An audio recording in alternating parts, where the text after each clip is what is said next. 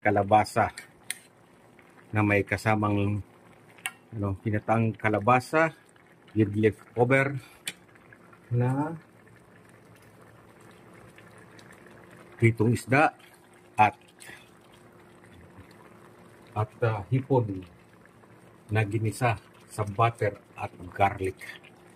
Yan. Guys leftover yan guys, leftover. At pinagyan natin ng sili at onion spring. Yan guys. Yan guys, mga leftover yan guys. Pritong isda at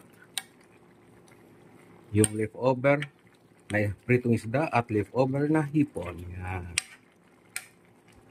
Okay guys, yummy. Yummy, yummy.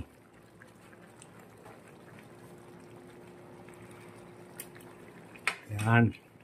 Yan ha. Guys, huwag niyo kalimutan. Suportahan ang aking munting channel. Yan ha, sa YouTube. Yan. Meron po tayong YouTube guys. Paki-support na lang. Yan.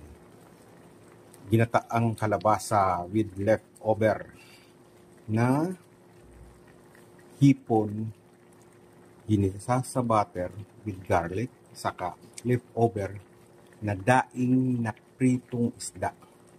Okay guys, mga unta na imas lami kaayo siram sana.